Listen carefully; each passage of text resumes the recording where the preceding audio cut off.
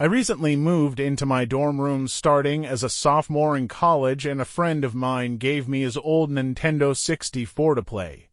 I was stoked, to say the least. I could finally play all of those old games of my youth that I hadn't touched in at least a decade.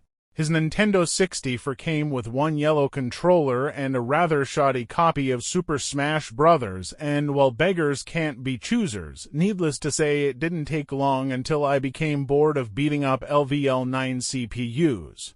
That weekend I decided to drive around a few neighborhoods about 20 minutes or so off campus, hitting up the local garage sales, hoping to score on some good deals from ignorant parents. I was about to leave, having secured 2 gadgets for under $10, when a house caught my attention. I usually trust my gut on these things, so I got out of the car and I was greeted by an old man. His outward appearance was, for lack of a better word, displeasing.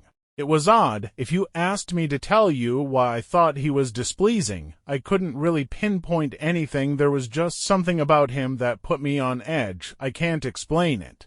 All I can tell you is that if it wasn't in the middle of the afternoon and there were other people within shouting distance, I would not have even thought of approaching this man. I asked if he had any old items or games for sale, and he immediately told me to wait, dashing back into the house quickly. He came back with an old Nintendo carriage and allowed me have it for free. If I knew what I was getting into, I would have tossed it into the bin on my way out. I was about to reach for the reset button when text appeared on my screen. You're not sure why, but you apparently had a reservation. I instantly recognized that text. You get that message when you get the room key from Anju at the Stockpot Inn, but why was it playing here? I refused to entertain the notion that it was almost as if the game was trying to communicate with me. I started navigate the room again, testing to see if that was some sort of trigger that enabled me to interact with something here.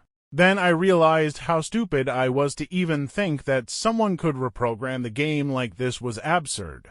Sure enough, 15 seconds later another message appeared on the screen. And again, like the first one, it was already a pre-existing phrase: go to the lair of the temple's boss, yes or no. I paused for a second, contemplating what I should press and how the game would react, when I realized that I couldn't select no. Taking a deep breath, I pressed yes, and the screen faded to white with the words "Dawn of a New Day" with the subtext beneath it. Where I was ported filled me with the most intense sense of dread and impending fear I had ever experienced. The only way I can describe the way I felt here is having this feeling of inexplicable depression on a profound scale.